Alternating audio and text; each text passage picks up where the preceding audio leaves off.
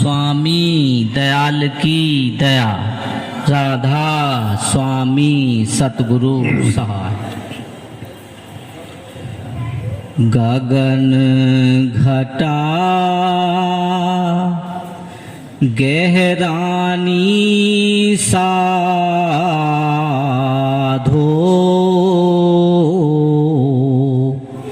गगन घटा गहरानी, पूरब दिशि से उठी बदरिया,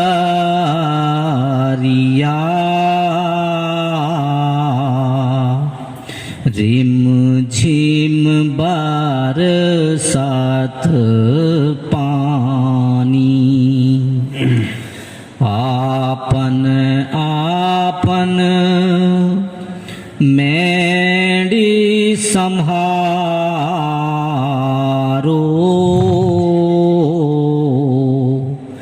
बहो जात यह पानी, गगन घटा गहरानी साधो,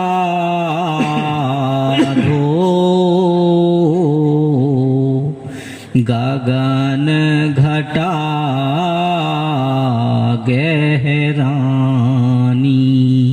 राधा स्वामी दयाल की दया, राधा स्वामी सतगुरु सहाय। प्यारी प्यारी साध संगत जी, यह शब्द है कबीर साहब का।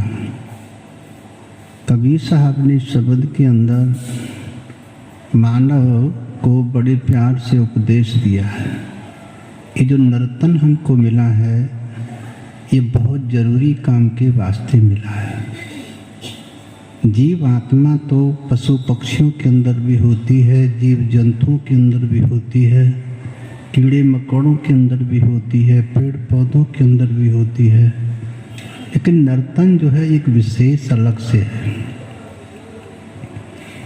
आप ध्यान से देखो, पेड़ पौधे हैं, सारे जीवन खड़े ही रहते हैं, कहीं आते नहीं हैं, कहीं जाते नहीं हैं, एक स्थान पर खड़े रहते हैं। मानव को देखो, अगर 2 दिन 4 दिन एक स्थान पर रहे तो उसका मन व्याकुल हो जाता है। उसका मन कहीं आने को करता है, कहीं जाने को करता है, किसी से मिलने को करता है। लेकिन पेड़ पौधे कहीं आते हैं न कहीं जाते हैं। तो कबीर साहब का उपदेश है, गगन घटा गहरानी साधो, गगन घटा गहरानी। आपने देखा होगा, जब आकाश में घटा आती थी, आज नहीं, जब सब कबीर साहब ने जब शब्द लिखा होगा उस समय की बात को ध्यान में करो। ये शब्द कम से कम 500 वर्ष से ज़्यादा से पहले लिखा हुआ है। उस समय हमारे यहाँ पानी की कितनी कमी थी। बरसात के ऊपर किसान सब लोग रहते थे, और जब आकाश में घटा को देखते थे, उनके मन के अंदर जो खुशी पैदा होती थी, जो आनंद पैदा होता था, वो किसी चीज़ से नहीं होता था। क्योंकि सब कुछ जो होता ना खेतों के अंदर जो पैदा होता है, वो पानी की बदौलत ही पैदा होता है। अगर फसल को पानी नहीं मिलता है तो फसल नहीं होती है। तो कबीर साहब उपदेश दे रहे हैं, गगन घटा गहरानी साधो, गगन घटा गहरानी। साधो किसे कहते हैं? साधो उसे कहते जो साधना करता है, मन और इंद्रियों को साधता है, अपने मन को साधता है, अपनी इंद्रियों को साध के अपने ध्यान को आज्ञा चक्र में ले जाता है। जब उसका ध्यान आज्ञा चक्र में जाता है तो परम प्रकाश दिन और राति, नहीं चाहिए दिया घृत बाती, ऐसा प्रकाश उत्पन्न होता है जिस प्रकाश को दिए की, बाती की, तेल की आवश्यकता नहीं होती है। हम यहाँ मंदिर में जाते हैं तो चिराग जलाना पड़ता है, जब मंदिर में जाते तो घंटा बजाना पड़ता है। इस शरीर के अंदर स्वतः ही प्रकाश हो रहा है, ऐसा प्रकाश हो रहा है जो कभी बंद नहीं होता है। उस प्रकाश को दिए की, बाती की, तेल की आवश्यकता नहीं है। जब जिसको तेल की आवश्यकता नहीं है, बाती की आवश्यकता नहीं है, तो फिर वो बंद क्यों कहने लग रहा है? वो बंद नहीं होता कभी। परम प्रकाश दिन और राती, नहीं चाहिए दिया घृत बाती, उसको दिए की, बाती की, तेल की जरूरत नहीं है, इसलिए बंद नहीं होता है। तो नर्तन पाए यतन कर ऐसा, जिससे वो करतार मिले, उत्तम जौन पदार्थ नर की, फिर नहीं बारंबार मिले। देखो हर चीज बार बार मिलेगी। बाल बच्चे हैं ना, चींटी को भी होते हैं बच्चे, हाथी को भी बच्चे होते हैं, गधे घोड़ों को भी बच्चे होते हैं, और सब अपने अपने बच्चों को प्यार भी करते हैं। एक मानव ही नहीं करता, लेकिन ये नर्तन बार बार नहीं मिलता। बाल बच्चे बार बार मिलेंगे, खाना पीना बार बार मिलेगा। तो पशु पक्षी भी खाना खाते हैं, वो घास फूस खाते हैं, मानव रोटी खाता है। फर्क तो पेट तो भरना, घास फूस से भरे चाहे रोटी से भरे, कोई फर्क नहीं है। लेकिन फर्क है तो नर्तन के अंदर फर्क है, इस मनुष्य के अंदर फर्क है। इसमें जो श्वासा आ रही है, जो श्वासा आ रही है, ये बहुत कीमती है। ये श्वासा कीमती कब होगी? जब हम परमात्मा का ध्यान करते हैं, तब ये श्वास बहुत कीमती हो जाती। कबीर साहब कहते हैं, कहता हूँ कई जात हूँ, कहूँ बजाकर ढोल, श्वासा खाली जा रहा, तीन लोक का बोल। इस त्रिलोकी में इससे ज्यादा कोई कीमती नहीं है। क्योंकि जब सांस आना जाना बंद हो जाता है, आपका मकान नहीं होता, आप लखपति नहीं होते, आप करोड़पति नहीं होते, अरबपति नहीं होते, खरबपति। जब तक सांस चलता है, कोई लखपति है, कोई अरबपति है, कोई खरबपति है, कोई मकान का मालिक है, कोई दुकान का मालिक है। जब तक सांस चलता है, ये कितना काम कीमती है। कबीर साहब कहते हैं, देखो भाई, सुर दुर्लभ सद ग्रंथन गाव, सारे ग्रंथ सारी पोथियां इस बात की गवाही दे रहे, देवताओं को ये मनुष्य शरीर मिलना दुर्लभ है।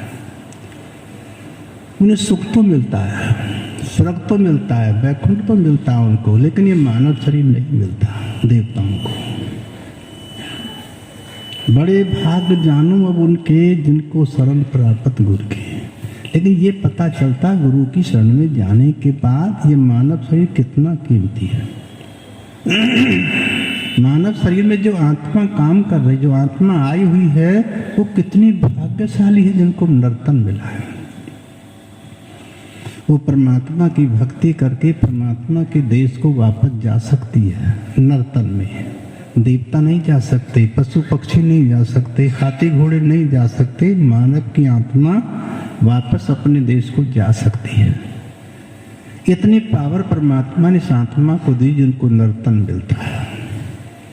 बड़े भाग्य जानो अब उनके, जिनको शरण प्राप्त गुरु की, जो गुरु की शरण में चले गए हैं, ऊंची किस्मत वाले वही हैं। देखो शराबी शराब छोड़ देते हैं, कबाबी कबाब छोड़ देते हैं, चोरी डकैती करने वाले चोरी डकैती छोड़ देते हैं, जो गुरु की शरण में चले जाते हैं। अब ध्यान से देखो, वाल्मीकि कौन थे? वाल्मीकि जो थे वो कौन थे? वाल्मीकि एक लुटेरे थे, एक डाकू थे। उनको नारद मुनि की संगति मिल गई वाल्मीकि को।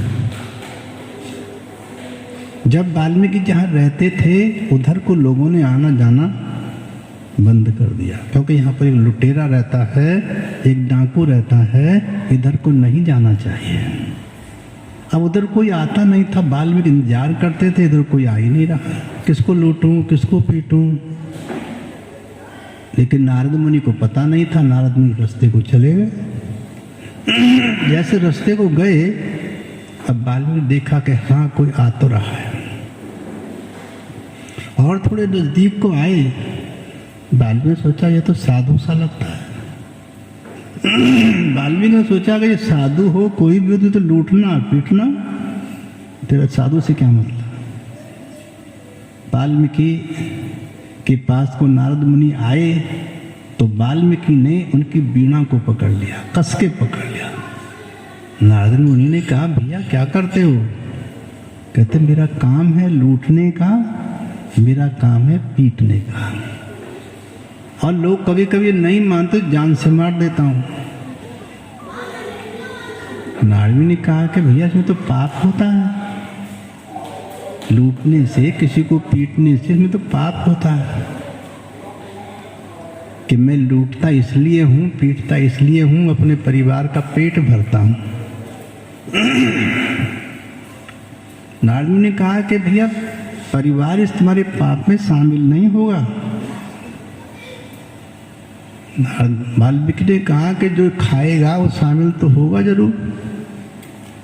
कि तुम पहले अपनी बीवी से पूछो तुम्हारे इस पाप में शामिल होगी कि नहीं होगी। वाल्मीकि ने कहा कि तुम बड़े चतुर से लगते हो, बड़े चालाक से लगते हो। मैं बीवी से पूछने जाऊं और तुम पीछे भाग जाना। नारद ने कहा कि भैया मैं ऐसा आदमी नहीं हूं जो भाग जाऊं। तुमको मेरे पर विश्वास नहीं है ना, इस पेड़ से साथ खड़ा करके रस्सी से मुझको बांध दो और बीवी से पूछ के आओ। अपने माता पिता से पूछो, अपने बाल बच्चों से पूछो, इस पाप में शामिल होगा कोई, नहीं होगा। वाल्मीकि ने नारद मुनि को पकड़ के पेड़ से बांध दिया, खूब कस के बांध दिया। अब बीवी के पास गई। सबसे पहले देखते क्या, आप कहोगे पहले पानी भर कुओं से पिलाते थे, 3-3 किलोमीटर से पानी लाते थे भर के। ये परमात्मा की बड़ी कृपा, हम अपने घर में टोटी खोलते हैं, फट पानी निकल आता। कितने भाग्यशाली, 3-3 किलोमीटर से पानी लाते थे भर कर। बीवी पानी भरने के लिए जा रही थी। वाल्मीकि साहब, बीवी तो यहाँ सुनो, मेरी बात सुनो। बीवी ने कहा, कहो स्वामी क्या बात है? कि मैं लोगों को लूटता हूँ, लोगों को पीटता हूँ, लोगों के सिर भी काट देता हूँ, इसमें पाप होता है? कहते हाँ स्वामी पाप होता है। तुम इस पाप में शामिल होगी या नहीं होगी? बीवी ने कहा, देखो स्वामी हम अपना काम करते हैं, तुम अपना काम करते हो। हमारा काम है तुम्हारी सेवा करना, तुम्हारे कपड़े धोना, तुम्हारी टांग दबाना, तुमको खाना बना के खिलाना, हमारा काम है। हम अपना काम करते हैं। तुम्हारा काम है हमारा पेट भरना। हम पाप में शामिल क्यों होंगे? हम तो अपना काम करते हैं। नारद मुनि की, वाल्मीकि की समझ में बात आने लगी कि वास्तव में मेरा काम इनका पेट भरना है। हमने कब कहा तुमसे, बीवी ने कहा, हमने कब कहा तुमसे किसी को लूट कर लाओ? हमने कब कहा किसी को पीट कर लाओ? हमने कब कहा किसी का सिर काट कर लाओ? हमने कहा 2 पैसे कमा कर लाओ, नून की खा लेंगे, बिना सब्जी के खा लेंगे, 2 टाइम नहीं खाएंगे, 1 टाइम खा लेंगे, लेकिन लूटना पाटना बंद करो। हमारी समझ की बात नहीं है। हम तुम्हारे पाप में शामिल नहीं होंगे। वाल्मीकि को थोड़ी होश आई। वाल्मीकि अपने बच्चों के पास जाता है, बच्चों से पूछता कि भैया तुम इस पाप में शामिल होगे कि नहीं होगे? बच्चों ने कहा, पापा देखो अभी तुम्हारा फर्ज है हमको लिखाना, पढ़ाना, खाना खिलाना, तुम्हारा फर्ज है। जब हम बड़े हो जाएंगे फिर हमारा फर्ज होगा आपको पेट भरना। अब तो आपका फर्ज है पेट भरना। हम इस पाप में क्यों शामिल होंगे? हमें शामिल होने के। वाल्मीकि को होश आया, अपने माता पिता के पास पहुंचा, माता पिता से पूछा जा करके। माता पिता ने कहा, देखो बेटा हमने तुमको पाल पोस के बड़ा कर दिया है, खूब अच्छा खाना खिलाया, खूब अच्छा पानी पिलाया, खूब सुंदर कपड़े पहनाए, जो हमसे बना हमने किया। अब तुम्हारी मर्जी है, तुम हमको खाना दो मत दो, ये तुम्हारी मर्जी है। हम तुम्हारे पाप में शामिल नहीं होने के। भैया ये मोबाइल किसका, ये बंद कर लो, ये बोलता बार बार।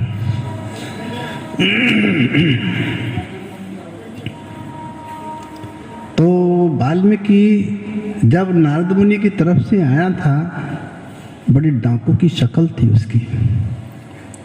अपने परिवार का जो उपदेश सुना उसने, एक साधु की शक्ल हो गई, हाथ जोड़ के वाल्मीकि नारद मुनि की तरफ जा रहे हैं।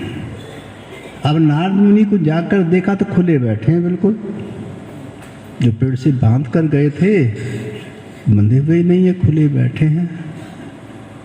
नारद ने कहा कि भैया मैं तुम्हारा इंतजार कर रहा हूँ, तुम्हें बड़ी देर लगा दी है, तुम पूछ के आए हो नहीं आए? कहते कोई शामिल नहीं होने वाला है, मेरे इस पाप में कोई शामिल नहीं होने वाला है, इसलिए मैं भी दया की भीख मांगता हूँ, मुझे भी माफ कर दो। बस इतनी देर की संगति थी, वही वाल्मीकि एक साधु बन गया। उसको ऐसा ब्रह्म ज्ञान हुआ, ऐसा ब्रह्म ज्ञान हुआ, राम के आने से पहले 10,000 वर्ष पहले, राम के आने से पहले रामायण लिख के रख दिया, जगत के कल्याण के वास्ते रामायण लिख के रख दिया। तो ज्ञान ऐसा संत सदगुरु देते हैं, साधु की संगति से बड़े लाभ होते हैं। जो हमको ज्ञान नहीं होता, खाने का, पीने का, पहनने का ज्ञान नहीं होता, वो साधु की संगति में खाने का, पीने का, पहनने का ज्ञान आ जाता है। हमें क्या खाना चाहिए, क्या पहनना चाहिए, क्या काम करना चाहिए, क्या नहीं करना चाहिए, ये सत्संग में जाने से होश आता है। नर्तन पाए यतन कर ऐसा, जिससे वो करतार मिले, उत्तम जौन पदार्थ नर की, फिर नहीं बारंबार मिले। एक बार मनुष्य मिलने के बाद आत्मा को फिर 84 लाख योनियों में चक्कर लगाना पड़ता है, 84 लाख योनियों में। अब 84 लाख योनियां कितने वर्षों में समाप्त होती हैं, कितने युगों में समाप्त होती हैं? आप ध्यान से देखो। किसी किसी की उम्र तो बड़ी लंबी होती, कई की युग बीत जाते हैं खड़े खड़े। जैसे जब रामचंद्र जी को वनवास हुआ, राम वन में गए। अभी वो नासिक से हमारे भाई आए हुए हैं और मैं उनके यहाँ गया था, उन्होंने मुझे पंचवटी दिखाई थी, राम की पंचवटी दिखाई थी। यहाँ आके राम ठहरे थे। उस स्थान को पंचवटी क्यों कहते हैं? वहाँ 5 पेड़ बरगद के खड़े हुए थे, उन 5 पर पंचवटी यानी बरगद के पेड़ों को वटी कहते हैं। उनके नीचे राम ने रहने के लिए अपना स्थान बनाया था। 4 पेड़ आज तक खड़े हुए हैं, 1 पेड़ समाप्त हो गया, 4 पेड़ आज तक खड़े हुए हैं। अब कितनी लंबी आयु हो गई उनकी? त्रेता बीत गया, द्वापर बीत गया, कलयुग आ गया। कोई 4 दिन खड़ा रहेगा आदमी? लेटना नहीं, बैठना नहीं, खाना नहीं, पीना नहीं, सोना नहीं, 4 दिन खड़ा रहेगा? 4 दिन भी नहीं खड़ा रह सकता है।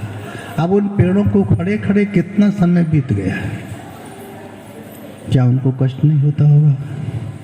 जब हमको कष्ट होता है तो आत्मा उनके अंदर है, आत्मा को तो कष्ट जरूर होता होगा। इसलिए ये जो मनुष्य शरीर हमको मिला है, ये बड़े भाग्य से मिला है। तो कबीर साहब आपको सब उपदेश दे रहे हैं। गगन घटा गहरानी साधो, गगन घटा गहरानी, पूरब दिशा से उठी बदरिया, रिमझिम रिमझिम बरसत पानी। देखो, जब पछुआ हवा चलती रहती है, चलती रहती है, चलती रहती है, कोई घटा नहीं, कोई घूम नहीं होती। जैसे परवाई का मोड़ होता है, पूर्वा चलती है, तुरंत घटा आ जाती है। आपके उत्तर प्रदेश में कबीर साहब का जन्म जो हुआ उत्तर प्रदेश में था। उत्तर प्रदेश में उनका लालन पालन हुआ, तो उत्तर प्रदेश की भाषा में उन्होंने अपना शब्द लिखा। और उस समय किसानों को घटा को देख करके बड़ा आनंद खुश होता था, बड़ी खुशी होती थी। गगन घटा गहरानी साधो, गगन घटा गहरानी, पूरब दिशा से उठी बदरिया, रिमझिम बरसत पानी। पछुआ से जो बरसात आती है, पश्चिम दिशा से जो बरसात आती है, वो बरसता ही चला जाता है। पूरब से जो बरसात आती है, आपने देखा होगा, धीरे धीरे बरसती है, कभी बरस गया फिर बंद हो गया, फिर बरस गया फिर बंद हो गया, उसको जमीन पानी पीती रहती है। जो एक साथ बरस जाता है पानी, वो पानी बह सकता है। किसी की मेंढ, खेत की मेंढ कमजोर है तो पानी निकल जाएगा। कभी साहब यह बता रहे हैं, आपन आपन मेंढ समारो। आपका जो शरीर है ना, ये खेत है, आत्मा का ये खेत है। मेंढ कहाँ है इसकी? ये मस्तिष्क जो है मेंढ है इसकी। अगर किसी का मस्तिष्क ठीक नहीं है, सत्संग से उसे लाभ नहीं होगा। किसी का मस्तिष्क ठीक है बिल्कुल, उसे सत्संग अमृत रूपी वचनों की जो बरसात हो रही होती है उसको समझता है, बुरी बातों को छोड़ के अलग हट जाता है, अच्छी लाइन में चल निकलता है। कबीर साहब कह रहे, आपन आपन मेंढ समारो, बह जाता है पानी। अगर पानी बह जाता है, आप उस खेत में फसल बो देते हैं तो आपका बीज जमेगा नहीं। अगर जम भी आया है तो ज्यादा दिन नहीं चलेगा, उखड़ जाएगा। आपन आपन मेंढ को समारो, जिससे आपके खेत का पानी खेत में रुका रहे, जिसमें आप बीज बो, बीज उगे और नमी इसके अंदर बनी रहे, पक भी जाए, कट भी जाए, नमी समाप्त ना हुए। पहले किसान खेतों को 21-21 बार जोतते थे। किस लिए जोतते थे?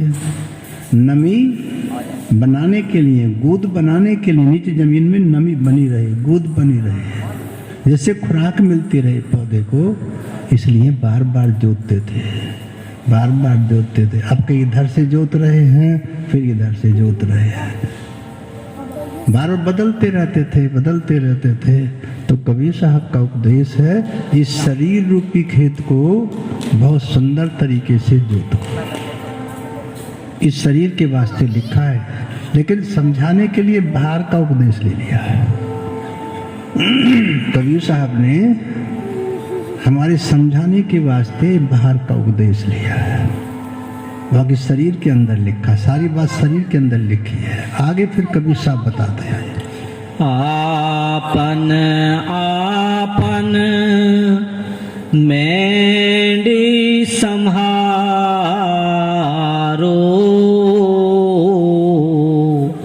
बहो जात यह पानी। अब कबीर साहब आपको समझाते हैं, आपन आपन मेंढ समारो, बहो जात है पानी। अगर मेंढ कमजोर है तो पानी आपका खेत का बह जाएगा। जैसे आपका मस्तिष्क कमजोर है तो सत्संग रूपी जो वर्षा हो रही है, वचन हो रहे हैं, ये आपके मस्तिष्क के अंदर रुक नहीं पाएंगे। जिनका मस्तिष्क शुद्ध है, ठीक है, निर्मल है, पवित्र है, उनके अंदर ये वचन रुकेंगे। जैसे पानी निकल जाता, मेंढ कमजोर है, टूट जाती है मेंढ, ऐसे हमारे अंदर से वचन भी निकल जाते हैं, हमको याद नहीं रहते हैं। हमने सत्संग में क्या सुना था और हमें क्या करना चाहिए। ये मनुष्य शरीर मिला है, ये किस लिए मिला है? ये अच्छा काम करने के लिए मिला है या बुरा काम करने के लिए मिला है? देखो, आप रहने वाले उत्तर प्रदेश के हैं, जितने भी हमारे प्रदेश हैं सबसे अच्छा उत्तर प्रदेश क्यों है? देखो, आप केरल में चले जाओ, एक जैसा मौसम आपको मिलेगा, एक जैसा मौसम मिलेगा, तो एक जैसी सब्जी मिलेंगे आपको, एक जैसे ही फल मिलेंगे आपको। यहाँ 3 तरह का मौसम होता है। ये गर्मी की सब्जियाँ अलग आती हैं, सर्दियाँ की सब्जियाँ अलग आती हैं, बरसात की सब्जियाँ अलग आती हैं, अनाज भी अलग अलग आते हैं और सब्जियाँ भी अलग अलग आती हैं। कभी ज्वार होती है, कभी मक्का होती है, और कभी गेहूँ होता है, कभी चना होता है। तो आपन आपन मेंढ समारो, बहो जाता है पानी। आपके शरीर रूपी खेत के जो वचन सत्संग में हम सुन रहे हैं, ये आपके मस्तिष्क कमजोर है तो ये निकल जाएंगे। सत्संग करने वालों को, भाइयों को, बहनों को गुस्सा नहीं करना चाहिए, गुस्सा नहीं करना चाहिए।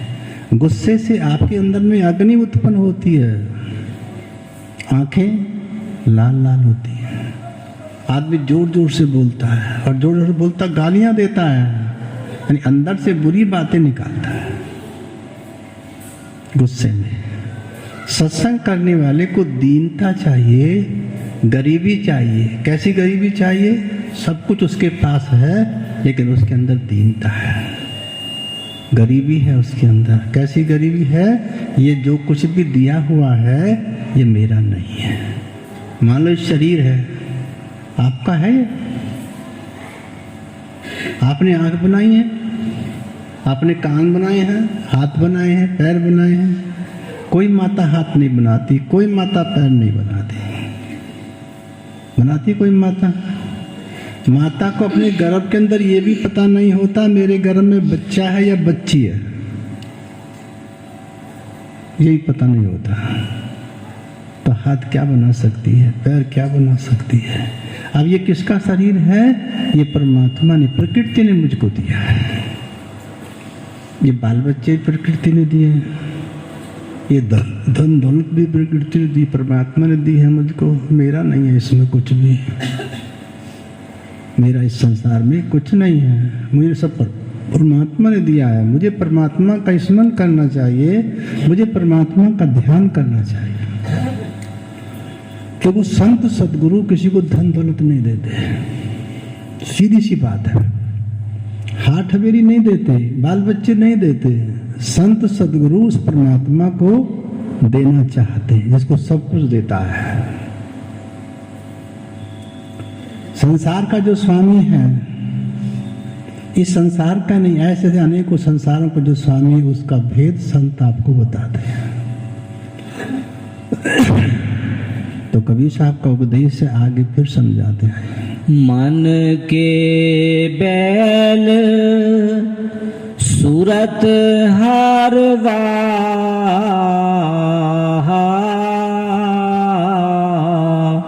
जोत खेत निर्बानी। अब कबीर साहब कहते हैं मन के इस खेत को जोतने के लिए, शरीर रूपी खेत को जोतने के लिए तुम अपने मन को बैल बनाओ। आत्मा को, बैलों को हाँकने वाला हाली बनाओ। मन के बैल सुरत कर हरवा, हल चलाने वाला हाली। कहीं हरवा कहते हैं, कहीं हाली कहते हैं, अब भाषा में अलग अलग आते हैं। इस शरीर रूपी खेत को जोतने के लिए मन को बैल बनाओ। देखो बैल किधर चलता है? जिधर किसान कहता, जिधर हाली कहता, बैल उधर को ही चलता है। हमारा जो बैल है ना, हमारा मन जो है ये उधर को नहीं चलता। जिधर को मन कहता है आत्मा उधर को चल रही है। जैसे हम सब जानते, बीमार हो जाते हैं, हम डॉक्टर के पास जाते हैं, है ना? डॉक्टर क्या कहता? सबसे पहले क्या कहता? परहेज करना। किस चीज का परहेज करना? खटाई, मिठाई, मिर्च, मसाले कम खाना। हमारा मन क्या कहता है? मन को खटाई खाना पसंद है, मिठाई खाना पसंद है, मिर्च मसाले खाना पसंद है। हम डॉक्टर की बात नहीं मानते, ऐसे हम संत सदगुरु की बात नहीं मानते। जो हंस, वो आत्मा हंस है जो संत सदगुरु की बात को मानते हैं, उन पर चलते हैं। वाल्मीकि ने नारद मुनि की बात को माना, वाल्मीकि की बात को मानने के बाद राम तो आया भी, उसकी रामायण लिख डाली है।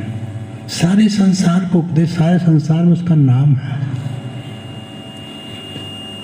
सारे संसार उसको पूछता है, सारा संसार उसको जानता है। एक नारद मुनि की बात को मानने पर, अगर हम गुरु की बात को मान लें, बुरी बातों को छोड़ दें, अच्छी बातों को धारण कर लें, परमात्मा के देश को चली जाएगी आत्मा।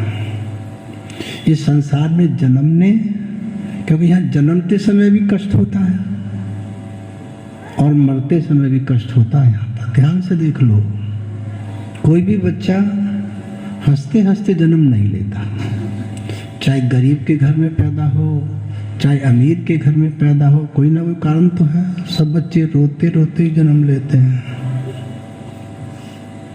स्वामी जी महाराज का उपदेश है, कबीर साहब का उपदेश है, मन के बैल सुरत कर हरवा, जोत खेत निर्माणी। इस शरीर रूपी खेत को जोतोगे नहीं और तुम बीज बो दो, हो जाएगा? कभी नहीं होगा। बार बार जो जितना अच्छा जोता अपने खेत को, उतना अच्छी फसल तुम्हारे अंदर खेत के अंदर होगी। तो परिश्रम करके, मेहनत करके शरीर रूपी खेत को जोतो, परिश्रम करो, मेहनत करो। मेहनत क्या करें? प्राणायाम करो, योग करो, ध्यान करो। ये परिश्रम है, ये मेहनत है आत्मा के उद्धार के लिए। योग के द्वारा शरीर को लाभ होता है, योग के द्वारा शरीर को लाभ होता है। भजन भजन से हमारे मन को लाभ होता है। ध्यान के द्वारा हमारी अंतर आत्मा को लाभ होता है।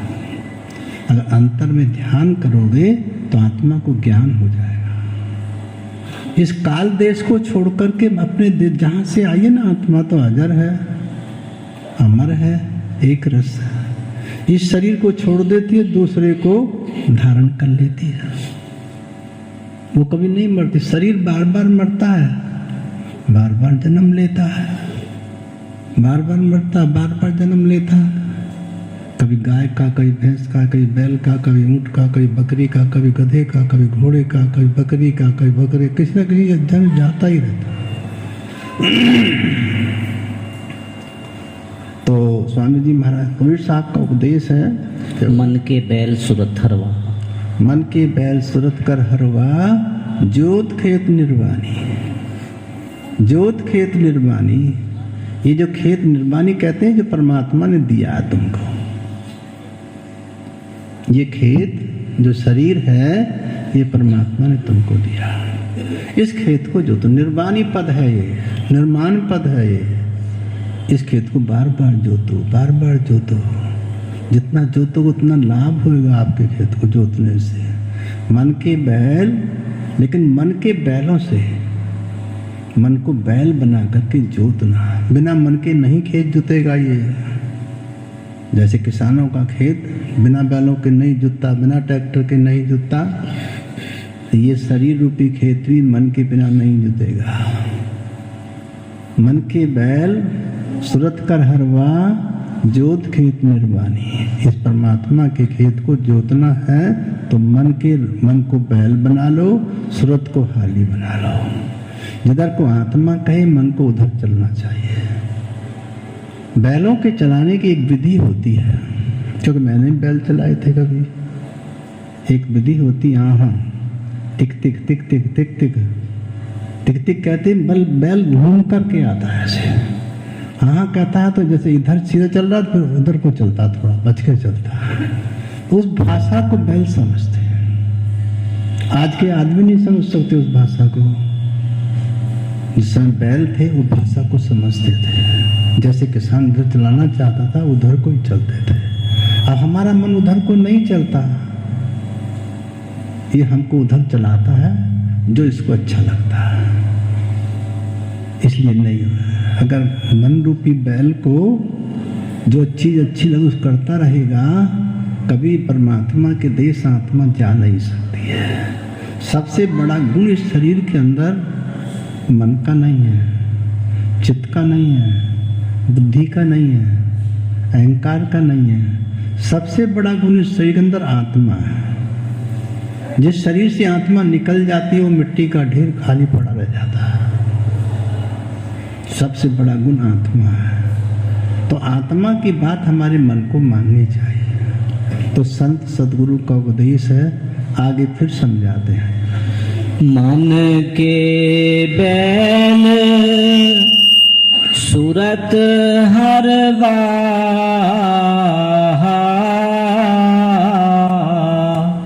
जोत खेत निर्वाणी। दो दूब छोल कर बाहर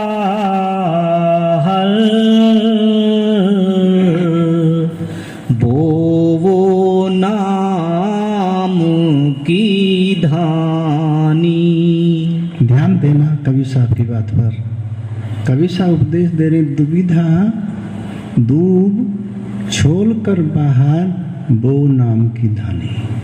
जब किसान अपने खेत में धान लगाता है, पहले अपने खेत को जोतता है और दूब घास को निकालता है, खेत में से निकाल के मेंढे पे रख देता है। मेंढे पे रखने के बाद फिर वो धान की पौध को लगाता है।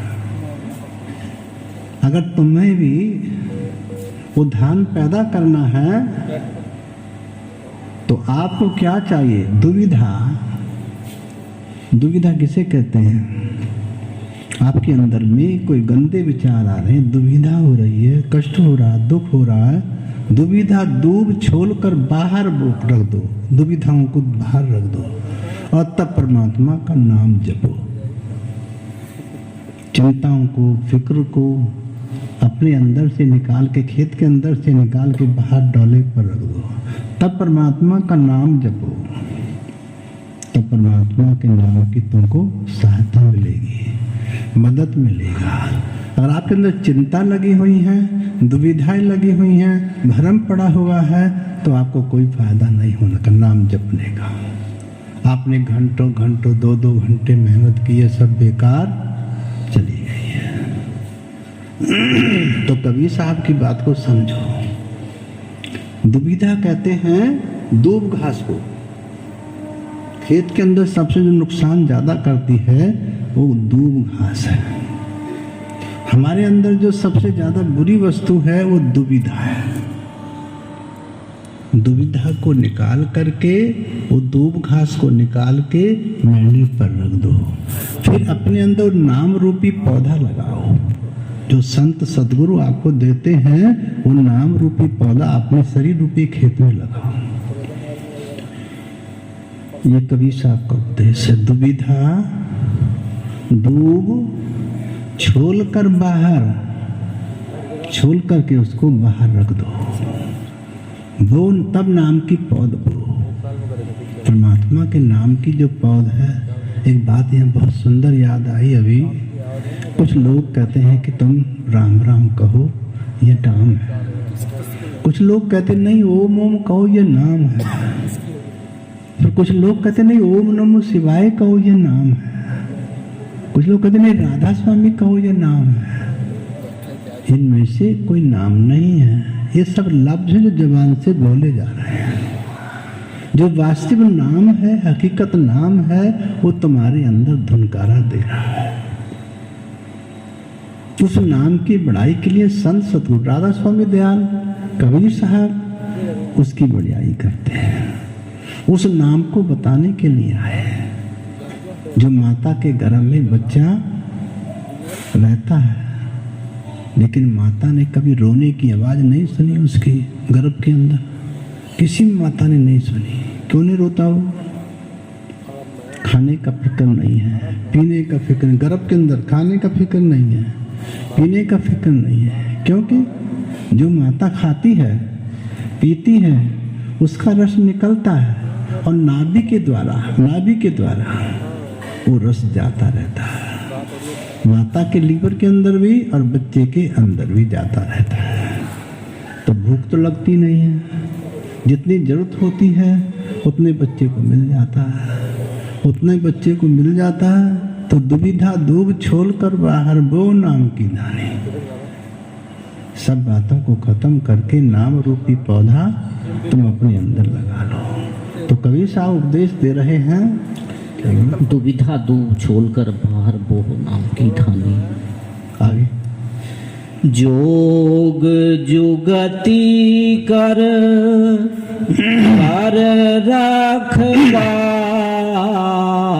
रखवारी, चरण जाय मृग धानी। अब यहाँ पर कवि साहब उपदेश दे रहे हैं, योग युगत से कर रखवारी, अपने इस शरीर रूपी खेत की जो रक्षा करनी है योग की युक्तियों से करनी है। आपके खेत को पशु चर नहीं जाए, जंगली जानवर आपके खेत को उजाड़ ना दें। जंगली जानवर कौन से हैं? आपके अंदर काम, क्रोध, लोभ आपके अंदर है नहीं, लेकिन पैदा हो जाते हैं, तुरंत पैदा हो जाते, कहाँ से आ जाते हैं पता नहीं। काम, क्रोध, लोभ, मोह, अहंकार, ये आपका नुकसान करते हैं,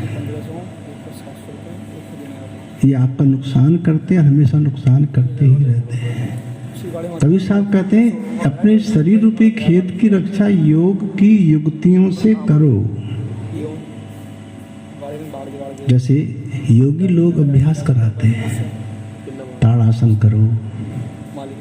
ताड़ासन जब करते दोनों हाथ ऊपर ले जाते हैं और अपने पैरों को भी नीचे से उठा देते हैं, पंजों पर खड़े हो जाते हैं। ताड़ासन,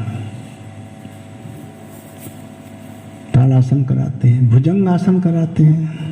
जिन बहनों की, जिन भाइयों की कमर में दर्द रहता है उनको भुजंग आसन से लाभ होता है, भुजंग आसन से लाभ होता है। भुजंग आसन और शलभासन, भुजंग आसन का उपासन शलभासन है। तो आसन का उपासन कराते हैं योगी जन। तो योग की युक्तियों से अपने शरीर रूपी खेत की रक्षा करो।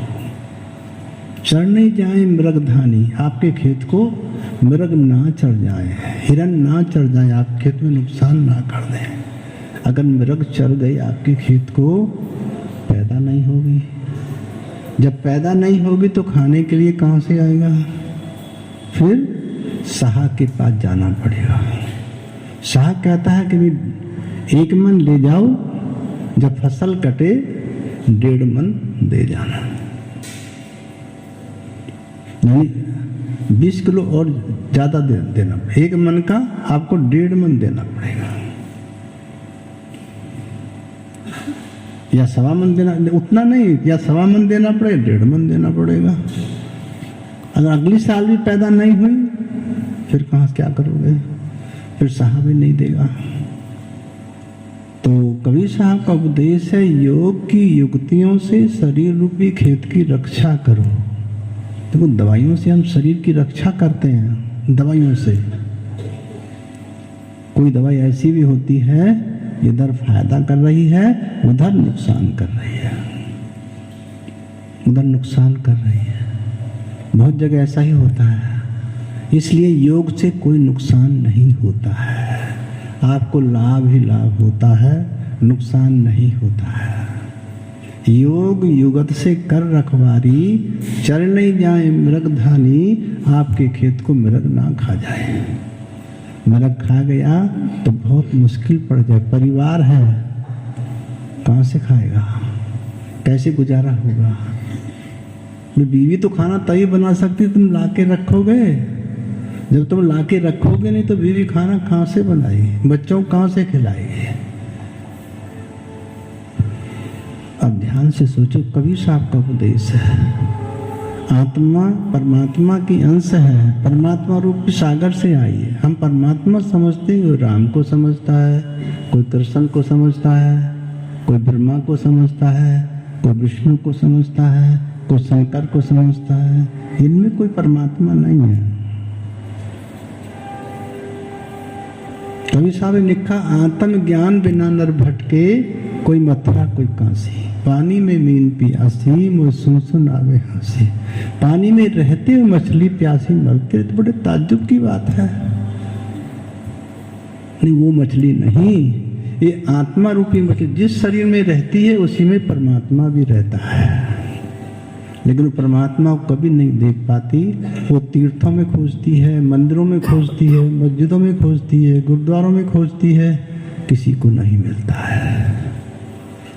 संतों का उपदेश है, आप किसी मंदिर में जाओ और दोपहरी के समय जाना, शिवजी महाराज के मंदिर में जाना, चले जाना, 1 लोटा पानी ले जाना और शिवजी महाराज के ऊपर चढ़ा देना, है ना।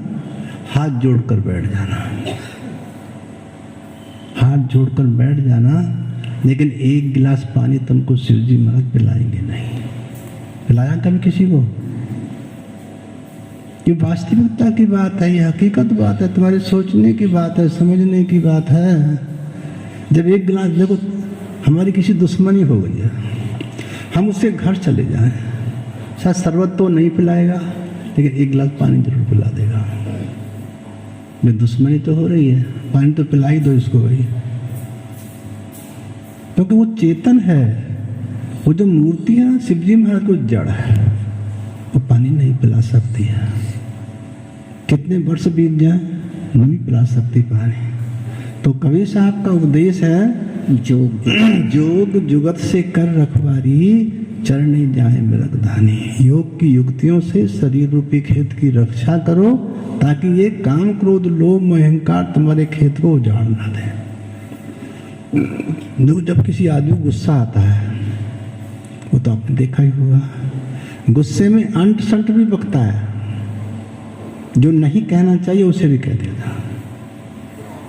और गुस्से में आंखें लाल तो हो जाती हैं, लाल हो जाती है, लेकिन थोड़ी देर के बाद फिर प्यास लगती है।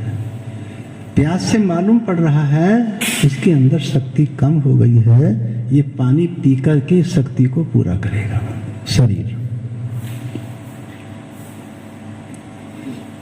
तो आपकी शक्ति कम हो जाती है, शरीर पानी पीकर उसको पूरा करना चाहता है। आप गुस्सा करो ही मत ना, आपकी शक्ति कम होगी ही नहीं। तो कबीर साहब का उपदेश है योग युगत से कर रखवारी, चढ़ नहीं जाए मृगधानी। अपनी योग की युक्तियों से शरीर रूपी खेत की रक्षा करो, इस शरीर की रक्षा करो। योग में आसन के पीछे उपासन बताए जाते हैं।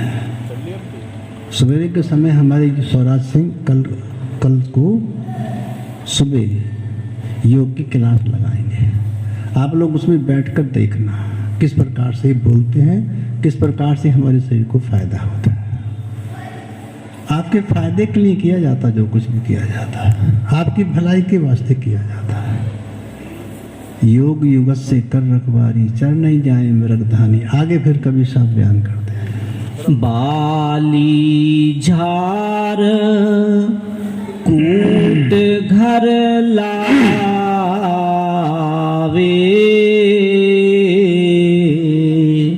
सोई कुशल किसानी।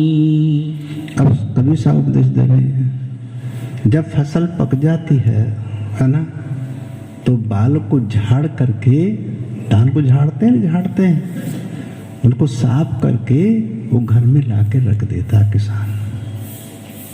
घर में लाके रखता। आप जिम्मेदारी किसकी बनती है? जो घर में बीवियां रहती हैं उनकी जिम्मेदारी बनती है। जैसे गेहूं में कुछ बीवियां फुलका बनाती हैं, कुछ बीवियां पूरी बनाती हैं, कुछ बीवियां उसी गेहूं से कचौरी बनाती हैं, कुछ उनको कूट करके खीर बनाती हैं, तरह तरह की वस्तु बनाती हैं। बाल झाड़ कूट घर लावे, सोई कुशल किसान। वही किसान कुशल है, बाजार में नहीं जाता मांगने के लिए, सहा के पास नहीं जाता, दौड़े पर सवाई पर लेने के लिए अपने घर में रख देता है। और घर में जो बीवियां रहती हैं, हर घर में बीवियां रहती हैं, उनकी जिम्मेदारी होती है। और वो जिम्मेदारी कैसी होती है उनकी? सबसे पहले भोजन कहाँ भेजती हैं वो? ये ध्यान करो, खुद नहीं खाती। खेत में जहाँ काम चल रहा है वहाँ भोजन भेजती हैं। सबसे पहले भोजन वहाँ जाता है जहाँ खेतों में काम चल रहा है। इस शरीर रूपी में जो भी अंग काम कर रहा है, इसके अंदर ऐसी बीवियां, ऐसी सखियां ऐसी आपस में मिली जुली हैं जो हमारे भोजन को पहुंचाती हैं। हाथ ज़्यादा काम कर रहे हैं, तेजी से काम करे तो हाथों को शक्ति जाएगी। आदमी कोई बोल रहा है, उसको दिमाग को शक्ति पहले जाएगी। किसी की दौड़ रहा है, कोई दौड़ रहा, उसकी टांगों को शक्ति पहले जाएगी। वो कौन भेजती है शक्ति? कबीर साहब आगे बता रहे हैं। बाली झार कूट घर लावे,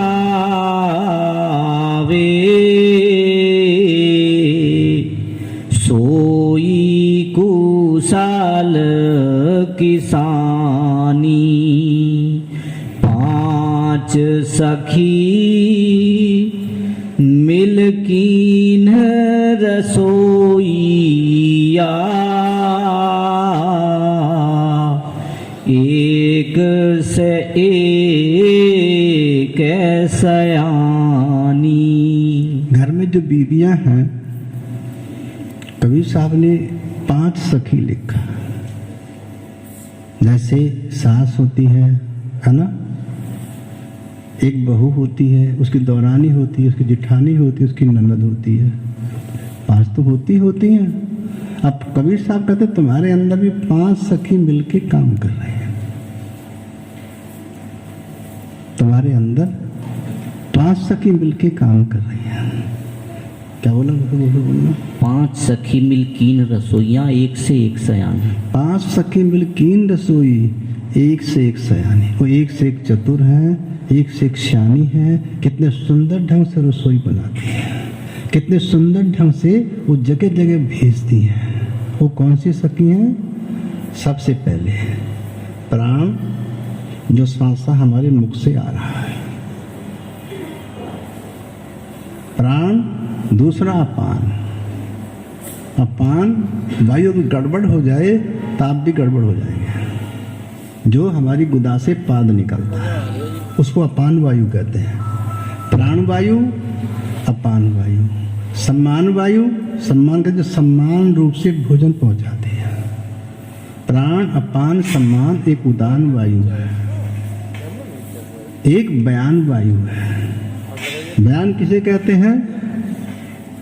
बयान किसे कहते हैं? बयान वायु कहते हैं व्यय माने खर्च के लिए, जितना जिसको चाहिए उतना देती है। ये बयान वायु का काम है। जितना हमारे शरीर को जितना चाहिए भोजन उतना देती है, बढ़ती न देती है न कमती देती है। बयान वायु। जैसे प्राण वायु है, हमारी श्वास आनी जानी बंद हो जाए तो खेल खत्म हो जाएगा।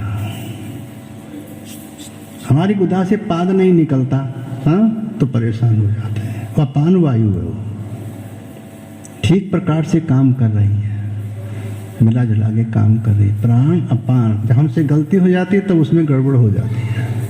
कोई ऐसी चीज खा लेते हैं जिससे गैस ज्यादा बनती है, वो गड़बड़ हो जाती है, तो फिर भी वही ठीक करती है।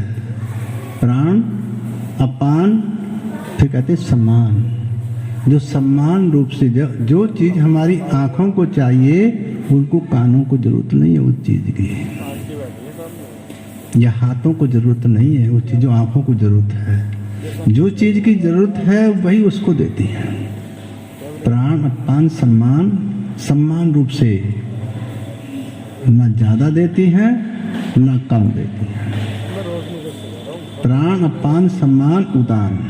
उदान वायु का काम है अंतिम समय, जो अंतिम समय आता है इस शरीर से प्राणों को निकाल दे ले जाती है।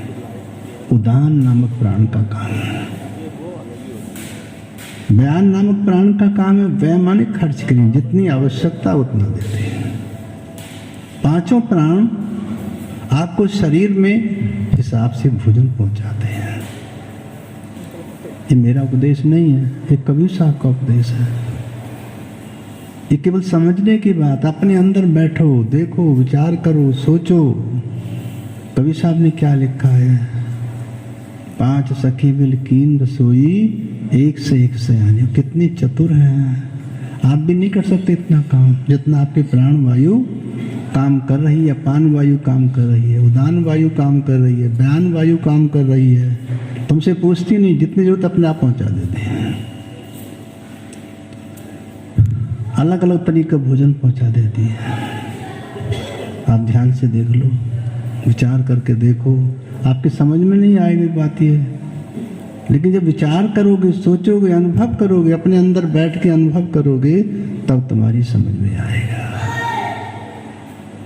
तो कबीर साहब का उपदेश है, 5 सखी मिलकीन रसोई, एक से एक सयानी, एक से एक चतुर है, एक से एक सियानी है, चीज को बेकार नहीं जाने देती हैं, सबको इस्तेमाल करती हैं, सबको इस्तेमाल करती हैं।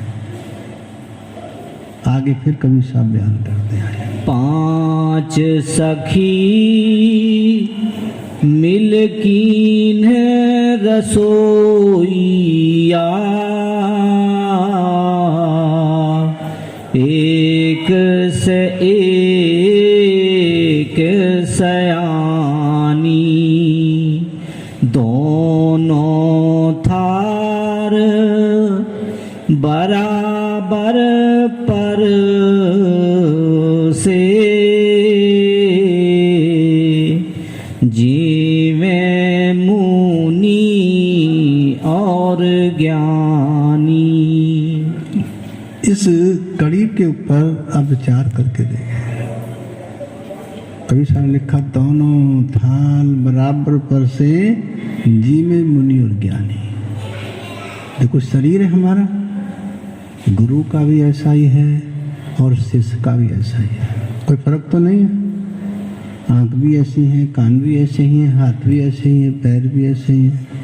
दोनों थाल बराबर पर से, जीवे मुनि और ज्ञानी। गुरु शिष्य दोनों उसको इस्तेमाल कर रहे हैं, शरीर को इस्तेमाल कर रहे हैं, लेकिन लाभ अलग अलग उठा रहे हैं उसको। सब एक जैसा लाभ सबको नहीं मिलता। जो जैसा कर्म करता है उसको वैसा ही फल प्राप्त होता है।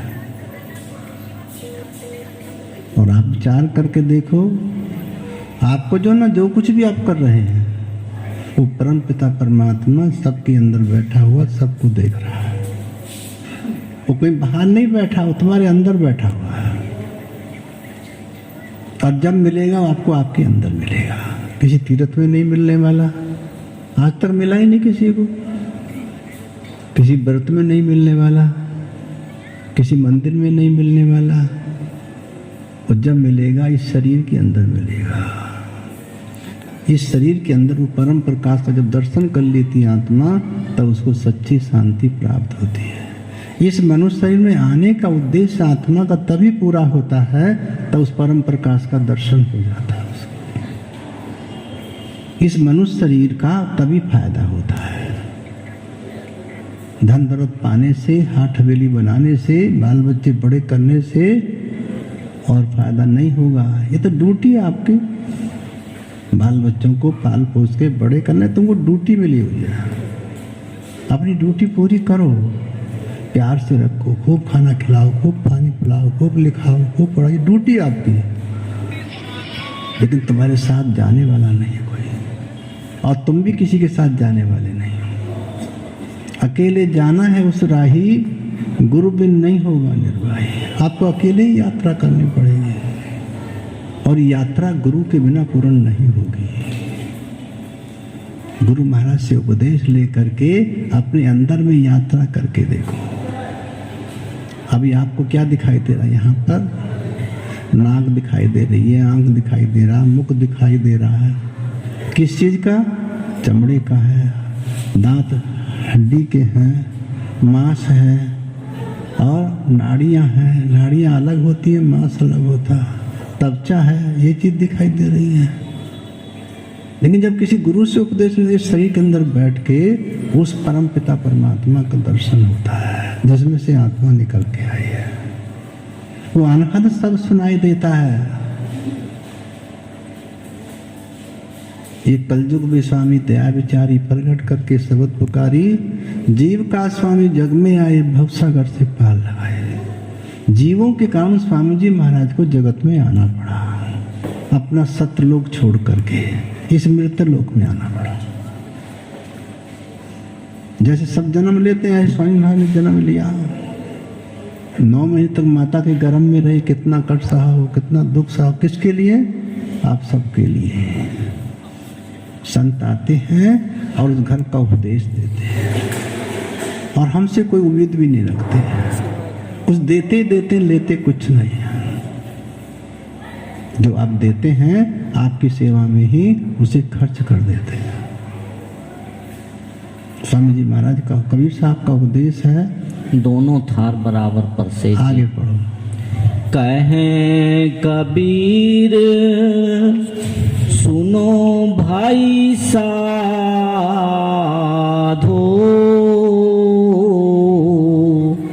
यह पद है निर्वाणी।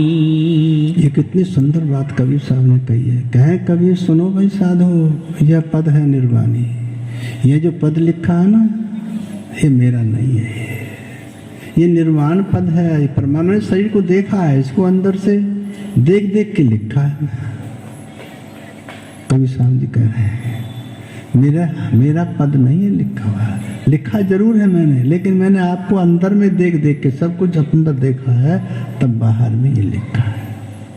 निर्वाण पद है ये। शरीर आपका भी नहीं, आत्मा जिस जो बैठी शरीर के अंदर बैठी ना, आत्मा आपका भी नहीं है, कुछ समय के लिए आपका है, एक दिन छोड़ के जाना पड़ेगा।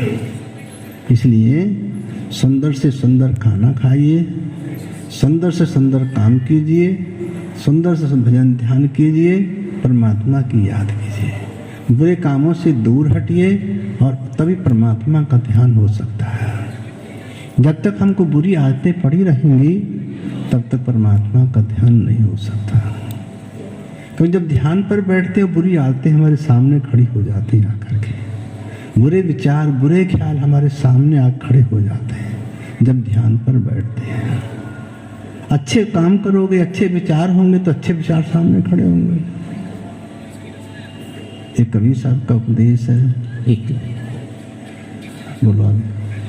जो या पद को परचा पावे,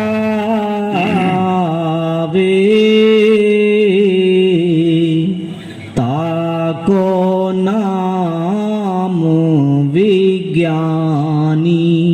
अब कबीर साहब आपको उपदेश दे रहे हैं, जो इस पद सा का परिचय पाएगा, मेल कर, इस पद से मेल कर लेगा, जो या पद का परिचय पावे, ताको नाम है वैज्ञानिक। असली वैज्ञानिक वही है जो शरीर की खोज करता है, अपने शरीर को खोज खोज करके, देख देख करके किताबों पर लिखता है। तो कबीर साहब ने ये अंदर देख देख करके, स्वामी जी महाराज ने अंदर देख देख करके, गुरु नानक साहब ने अंदर देख देख करके ये लिखा है। देखो तुलसी साहब ने लिखा,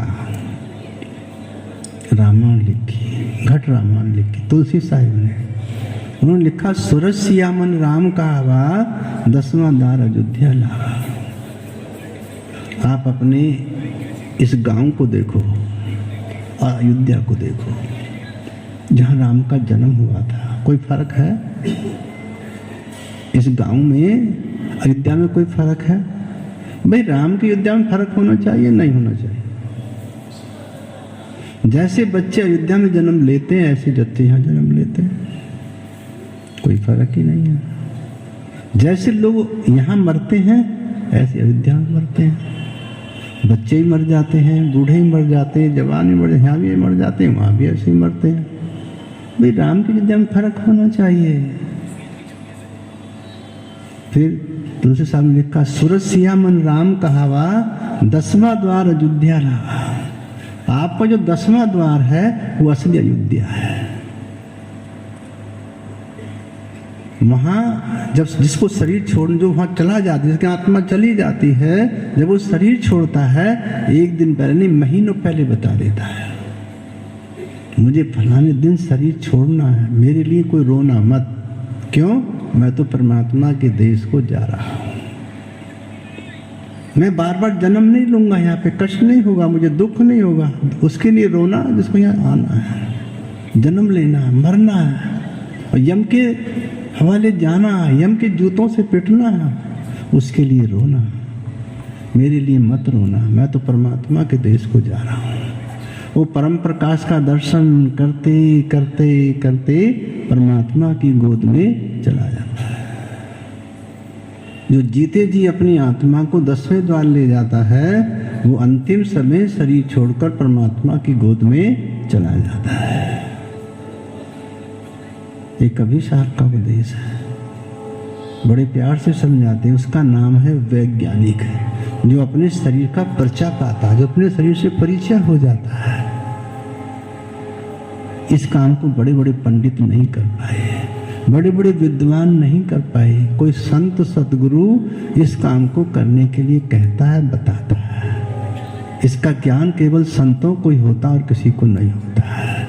इसी के साथ ये शब्द समाप्त होता है। बोलो राधा स्वामी दयाल की दया, राधा स्वामी सतगुरु सहाय।